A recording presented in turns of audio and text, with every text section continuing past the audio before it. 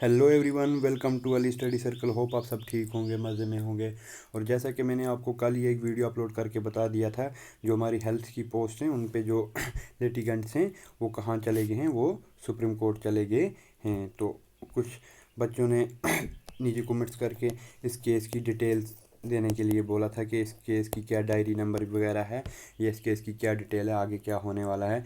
तो सबसे पहले मैं आपको बताता चलूँ, इस केस का जो डायरी नंबर ये आपके सामने दिया गया है 6166 ऑफ 2023। तो अब आप खुद भी सुप्रीम कोर्ट की साइट पे जाके चेक कर सकते हैं, जिसको चेक करना होगा ये डायरी नंबर डालेंगे आप, या बाई नेम आप सर्च करेंगे, पार्टी नेम सर्च करेंगे आप, ये डालेंगे तो आपको वहाँ पे ये निकलेगा। तो इस केस की हम डिटेल देखते हैं। ये केस कब फिल हुआ है? 10/2/2023 को ये केस फिल हुआ है। ओके, इस केस की सेम केस की रजिस्ट्रेशन 21 को हुई है और 24/2 को इसकी फ़र्स्ट हेयरिंग थी। कब थी इसकी फ़र्स्ट हेयरिंग? 24/2 को, है ना, यानी कि परसों इसकी हेयरिंग थी। अभी इस केस का जो प्रेजेंट स्टेटस है वो हमारा पेंडिंग है। ठीक है, तो सबसे पहले हम अगर बात करेंगे इसकी नेक्स्ट हेयरिंग अब कोर्ट ने कब की डाल दी है, वो डाल दी है यहाँ पे, थोड़ा ये दिखने में आपको नहीं दिख रहा होगा, 14 अप्रैल 2023 को इसकी अब नेक्स्ट हेयरिंग होनी है। तो जो हमारी परसों हेयरिंग हुई, इसमें क्या है, क्या दिया गया है, इसमें स्टेटस को कोर्ट ने दिया है। अब देखिए स्टेटस को मैं आपको आगे बताता हूँ क्या है इसका मीनिंग, तो आप हमारे साथ बने रहिए। तो सबसे पहले हम देखते हैं कि केस किस मैटर पे है। जो केस का मेन एम है वो है रेगुलराइजेशन ऑफ अडॉग एम्प्लॉय ईटीसी। अब देखिए, जो हेल्थ वालों की लिस्ट है वो क्या है, डायरेक्ट रिक्रूटमेंट पे है। ठीक है, वो डायरेक्ट रिक्रूटमेंट की लिस्ट आ रही है। लेकिन यहाँ पे ये जो बच्चे ने केस किया है, ये कह रहे हैं कि हम एडहॉक एम्प्लॉय थे, हमें परमानेंट किया जाए। तो ऑलमोस्ट ये लोग 2012 से काम कर रहे हैं। ठीक है, 2012 से एज पर सोर्सेज जो रिपोर्ट आ रही हैं, ये कब से काम कर रहे हैं? 2012 से हेल्थ एंड मेडिकल डिपार्टमेंट में डिफरेंट जगह से ये काम कर रहे हैं, डिफरेंट पोस्ट पे काम कर रहे हैं। अब ये चाह रहे हैं कि हमें क्या किया जाए, हमें परमानेंट किया जाए। क्या किया जाए? परमानेंट। इनका कहना ये है कि हमें जो डायरेक्ट रिक्रूटमेंट है, हमें उससे दिक्कत नहीं है, आप कीजिए, आप डायरेक्ट रिक्रूटमेंट कीजिए, लेकिन उससे पहले हमें भी क्या कीजिए, हमें भी परमानेंट कीजिए। अब मुझे समझ नहीं आ रही ये लोग क्यों ऐसा कर रहे हैं। अगर इनको परमानेंट होना है तो ये कुछ हमारी लिस्ट को बीच में क्यों ला रहे हैं? क्योंकि इस केस में कुछ मतलब मेरिट्स नहीं है। मैं आपको बताता चलूँ, रिसेंटली एक केस हुआ था सुप्रीम कोर्ट में ही, इन्हीं एडॉग एम्प्लॉयज़ का हुआ था, कैजुअल लेबर्स के बारे में। ठीक है, तो कैजुअल लेबर का केस सुप्रीम कोर्ट ने डिसमिस कर दिया था और ये बोला था कि जो कैजुअल लेबर्स हैं उनको अब परमानेंट करना या ना करना वो स्टेट गवर्नमेंट के पास है, तो उसमें सुप्रीम कोर्ट कुछ नहीं कर सकता। और इनका फ्यूचर भी यही होने वाला है, मैं आपको गारंटीड देता हूँ, क्योंकि कैट ने इनका केस रिजेक्ट किया। ठीक है, फिर high court of Jammu and Kashmir Ladakh में इनका केस किया, वहाँ पे पहली ही हेयरिंग में इनका क्या हो गया, केस डिस्पोज ऑफ हो गया, और वहाँ पे क्लियरली लिखा कि ये क्लेम नहीं कर सकते किसके लिए, अपनी जॉब को, मतलब अपनी जॉब को परमानेंट करने के ये क्लेम नहीं करते। क्योंकि जब भी कोई अडॉक एम्प्लॉय जाता है ना, तो वो पहले एफिडेविट देता है। ठीक है, वो एफिडेविट देता है कि मैं इस पर क्लेम नहीं करूँगा। ठीक है, परमानेंट होने का क्लेम नहीं करूँगा। तो ये गवर्नमेंट क्या करती है, 12 महीने के लिए लेती है, फिर अगर गवर्नमेंट को लगता है तो वो एक्सटेंड करते जाती है एज़ पर रूल्स, जो उनके रूल्स होते हैं एम्प्लॉयमेंट के। ठीक है, तो चलिए हम आगे देखते हैं क्या हुआ फिर इस केस में आगे। तो ये उन बच्चों के नाम हैं, उन कैंडिडेट्स के नाम है, लिटिगेंट्स के नाम हैं जो सुप्रीम कोर्ट गए हैं, और ये सारे बिलोंग करते हैं हमारे कश्मीर डिवीज़न से ही। ठीक है, आप देखिए डिस्ट्रिक्ट श्रीनगर, कुलगाम, गांदरबल, अनंतनाग, ये उन सब की डिटेल्स मैंने यहाँ पे दे रखी है। ठीक है, उस केस की पूरी डिटेल, ये कुछ 136 लिटिगेंट्स हैं टोटल में, देखिए आप।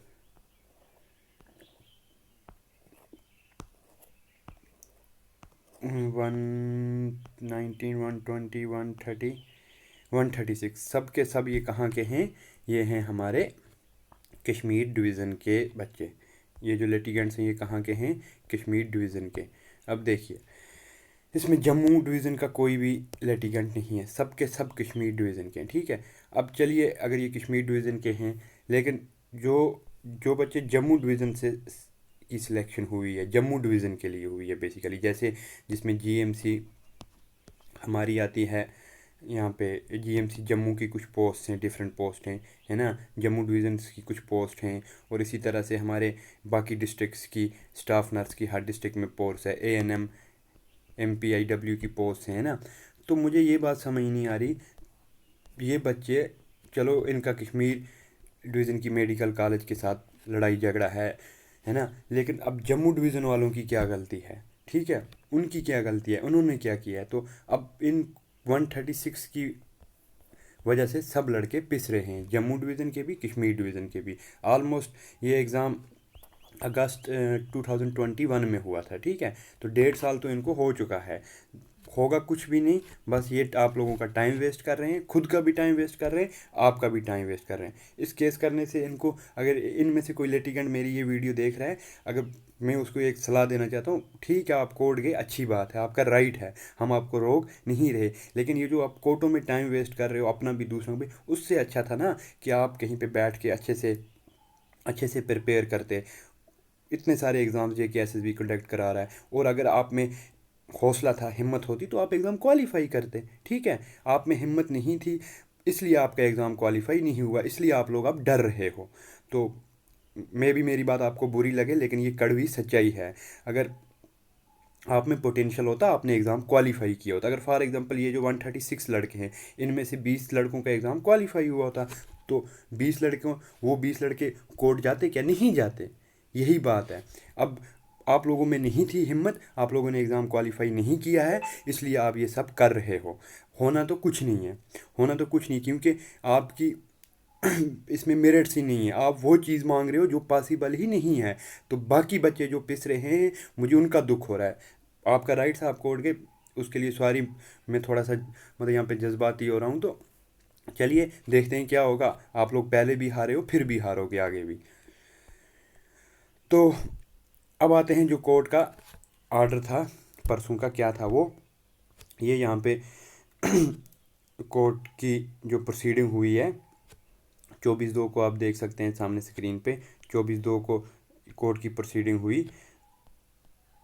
डबल बेंच था, यानी कि डबल बेंच आई थे, जस्टिस अरुवदा बोस और जस्टिस मनोज मिश्रा के पास ये केस लगा हुआ था।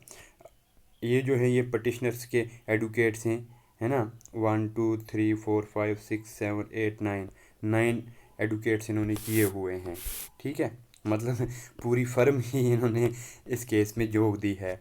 तो इस तरह रेस्पोंडेंट्स के लिए ये वाले हैं एडवोकेट्स, ठीक है। तो रेस्पोंडेंट्स ने भी अच्छे खासे एडवोकेट किए हुए हैं। तो अब कोर्ट ने कहा क्या बेसिकली, देखिए, कोर्ट यहाँ पे ये कह रहा है, upon hearing council made the following order, notice issue किया है, और क्या कहा गया है, there shall be status quo as regard employment status of the petitioner till the next date of hearing. अब ये इसको हमें डिकोड करना है। स्टेटस को, दो हेड वर्ड है यहाँ पे, एक स्टेटस को, दूसरा है एम्प्लॉयमेंट स्टेटस, ठीक है, ऑफ पटिशनर। ये बेसिकली एक और ये दो वर्ड्स हैं जिनको हमें डिकोड यहाँ पे करना है, इनको हमें समझना है। देखिए, JK गवर्नमेंट को कहा गया है कि आप स्टेटस को मेंटेन कीजिए, स्टेटस को मेंटेन कीजिए। अब स्टेटस को क्या होता है, बेसिकली स्टेटस को होता है इन द सेम स्टेट या as it is, things as it is, इसकी लिटरल मीनिंग है। डैट मीन्स के अगर ये बच्चे, ये जो लिटिगेंट्स हैं, अगर ये क्या कर रहे हैं, अभी भी ये कॉन्ट्रैक्चुअल जॉब कर रहे हैं, तो गवर्नमेंट इनको निकाल नहीं सकती है, बल्कि ये अपनी जॉब कंटिन्यू करेंगे। उसी को हम कह रहे हैं स्टेटस को मेंटेन रखेगी गवर्नमेंट। अब देखिए, यहाँ पे थोड़ी सी एम्बोगिटी यहाँ पे इसलिए आ रही है, status quo as regard the employment status of the petitioner. यहाँ पे कोर्ट ने कहा है जो पटिशनर्स हैं उनकी जो एम्प्लॉयमेंट स्टेटस है उस पर आप स्टेटस को मेंटेन रखिए, यानी कि अगर वो काम कर रहे हैं तो वो सेम एज इट रहेंगे, उनको निकाला नहीं जाएगा, उनको हटाया नहीं जाएगा, ठीक है, ये कोर्ट ने कहा है। लेकिन जो हमारी हेल्थ के बच्चों की लिस्ट है उसके बारे में यहाँ पे क्लियरली कुछ भी नहीं बोला गया है कि उसमें स्टेटस को आपने मेंटेन रखना है या नहीं रखना है। That means status quo as it is. ठीक है, किस बारे में? Employment status of the petitioner. सिर्फ पटिशनर्स का जो एम्प्लॉयमेंट स्टेटस है, जो बच्चे अभी कॉन्ट्रेक्चुअल बेसिस पे जॉब कर रहे हैं डिफरेंट मेडिकल कॉलेज में, हॉस्पिटल में, उनको एज इट इज़ रखिए, उनको निकाला नहीं जाएगा या उनको वहाँ से हटाया नहीं जाएगा, ट्रांसफ़र नहीं किया जाएगा, तो वो सेम स्टेट में रहेंगे। लेकिन जो लिस्ट है हमारी बाकी बच्चों की, उसके बारे में यहाँ पे कुछ बताया नहीं गया है कि उस लिस्ट पे भी आप स्टेटस को मेंटेन रखिए। जैसे लिस्ट पे स्टेटस को कैसे मेंटेन रहेगा, जैसे JKSSB को ने फाइनल लिस्ट निकाली, इसके बाद JKSSB को क्या करना होता है, गैड को रेफ़र करनी होती है ना, गैड को रेफरल करनी होती है ये पोस्ट, फिर गैड क्या करती है, अप्रूव करके जो कंसर्न डिपार्टमेंट होता है उसको भेजता है, फिर कंसर्न डिपार्टमेंट क्या करता है, आपकी CV रोल्स के लिए आपको बुलाता है, देन आपकी ज्वाइनिंग लेटर निकालता है। लेकिन इस ऑर्डर में कहीं भी ऐसा नहीं लिखा है कि जो वो लिस्ट है जो एग्ज़ाम JKSSB ने करवाया है उस पर आप स्टेटस को मेंटेन रखिए। यहाँ पे सिर्फ सुप्रीम कोर्ट ने ये कहा है कि आप स्टेटस को मेंटेन रखिए, किनका, employment status of the petitioner, उस पर। अब ये अपन गवर्नमेंट है, ये अपन गवर्नमेंट है कि गवर्नमेंट इस ऑर्डर को कैसे इंटरप्रेट करती है ना, गवर्नमेंट इस ऑर्डर को कैसे इंटरप्रेट करेगी और कैसे फॉलो करेगी, तो इस बारे में हम कुछ कह नहीं सकते। JKSSB इस ऑर्डर को गवर्नमेंट के कहने पे अगर स्टेटस को हमारी हेल्थ की लिस्ट पे भी लगाती है तो उनकी चॉइस है, नहीं लगाती है तो डायरेक्टली कहीं सुप्रीम कोर्ट ने JKSSB को रोका नहीं है, बल्कि सुप्रीम कोर्ट ने क्या कहा है, स्टेटस को किस पे आपको रखना है, एम्प्लॉयमेंट स्टेटस पे। तो होप हम ये करते हैं कि JKSSB या हमारी जो गैड है वो इसको सामने रख के लिस्ट को ना रोके बल्कि लिस्ट को जाने दे, क्योंकि स्टेटस को सिर्फ employment status of the petitioner है। मेरी समझ में तो इतना ही आ रहा है। मैंने कुछ एडवोकेट से भी इस बारे में पूछा, मालूमात हासिल की, तो उन्होंने भी मुझे यही बताया जो मैं आपको बता रहा हूँ कि स्टेटस को खाली है एम्प्लॉयमेंट स्टेटस। स्टेटस के क्या होता है, एज इट इज़, जैसी थिंग्स हैं वैसे ही रहेंगी, यानी इन पे जब तक कोर्ट की नेक्स्ट हियरिंग नहीं होगी तो इनमें कोई तब्दीली नहीं की जाएगी। ठीक है, तो होप कि आप लोगों की लिस्ट पे इसका असर ना पड़े, मैं तो यही होप कर रहा हूँ, यही दुआएं कर रहा हूँ। लेकिन कुछ बोल नहीं सकते, गवर्नमेंट कैसे इस ऑर्डर को इंटरप्रेट करेगी, है ना, और इंटरप्रेट करने के बाद कैसे इसको अप्लाई करेगी वो हमारी यूटी गवर्नमेंट जाने। तो आपकी लिस्ट पे इसका असर हो भी सकता है। अब आपकी लिस्ट पे क्या असर हो सकता है, अगर आपकी लिस्ट पे ये बात आती है तो फिर आप लोगों का कोई भी कार्रवाई नहीं होगी 14/4 तक। क्यों 14/4/2024 तक? फिर आपका केस क्या रहेगा, पेंडिंग ही रहेगा, यानी आपकी कोई ज्वाइनिंग नहीं होगी, कोई इस लिस्ट के रिगार्डिंग ये आपको नोटिफिकेशन ही मिलेगा, कोई भी वेरिफिकेशन नहीं होगी। अगर गवर्नमेंट नहीं अप्लाई करती है आपकी लिस्ट पे स्टेटस को तो जल्दी ही आप लोगों की ज्वाइनिंग की डेट भी आई जाएगी, विद इन 45 डेज आप लोग ज्वाइन करेंगे। अब बस मसला इसी का, ये जो मैंने आपको दो हेड वर्ड बोले, स्टेटस को एंड एम्प्लॉयमेंट स्टेटस, अब गवर्नमेंट इसको कैसे अप्लाई करती है, इंटरप्रेट करके कैसे अप्लाई करती है वो गवर्नमेंट जाने। जैसा ही कोई अपडेट आता है हम आपके साथ शेयर करेंगे। तो अगर आपको ये वीडियो पसंद आई, इसको लाइक कीजिए, शेयर कीजिए और हमारे चैनल को सब्सक्राइब कीजिए ताकि आने वाली हर एक अपडेट सबसे पहले हम आप तक पहुंचा पाएँ। तो जैसा ही कोई नेक्स्ट अपडेट आता है हम फिर से वीडियो लेके आएंगे। तो मिलते हैं हम अपनी अगली वीडियो में, तब तक के लिए अपना ख्याल रखिए, अच्छे से रहिए। बाकी मैं आपको बोलता चलूँ लास्ट पे फिर कि जो सेलेक्टीज़ हैं उनको कोई असर पड़ने वाला इस वजह से नहीं है, उनकी लिस्ट अब कैश नहीं होने वाली, उनकी लिस्ट एज इट इज़ रहेगी।